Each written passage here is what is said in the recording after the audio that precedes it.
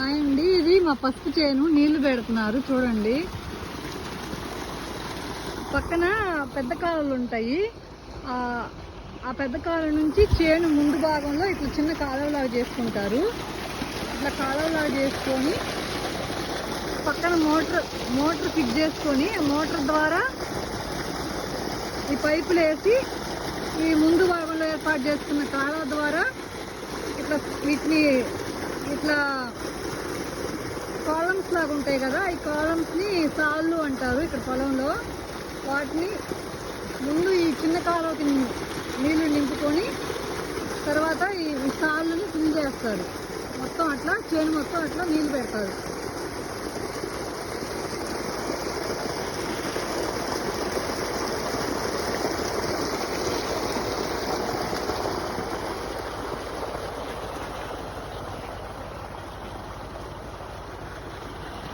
Already నిండిన సాళ్ళకి మళ్ళీ నీళ్లు పోకుండా అక్కడ మళ్ళీ అడ్డీలాగా వేస్తారు. అంటే మొత్తం ఫిల్ చేస్తారు ఆ కాలమ్స్లోకి. కాలమ్స్ అంటే సాళ్ళు, అర్థం అవడానికి నేను కాలమ్స్ అని చెప్తున్నాను. వాటిని సాళ్ళు అంటారు. మళ్ళీ వాటిలోకి నీళ్ళు పోకుండా ఆల్రెడీ ఫుల్గా తడిస్తే ఆ సాల్ అంతా అట్లా నీళ్ళు పోకుండా అట్లా మట్టి ఆ కాలమ్స్లోకి పోకుండా మట్టి అడ్డం పెడతారు. తర్వాత చిన్నగా నెక్స్ట్ లైన్ సాల్ వైజ్గా ఫిల్ చేసుకుంటారు. ఇంకా అలా చేను మొత్తం తడుపుతారు. ఇక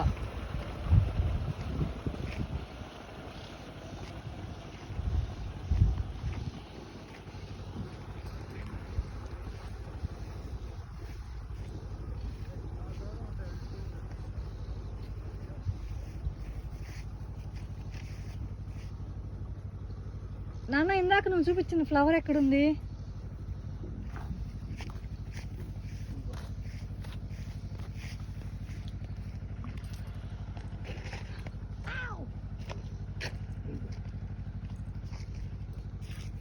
చూడండి, జనరల్గా పసుపులో ఇలా ఫ్లవర్ కనిపించదంట. ఇది రేర్గా కనిపిస్తుందని చెప్తున్నారు మా నాన్న.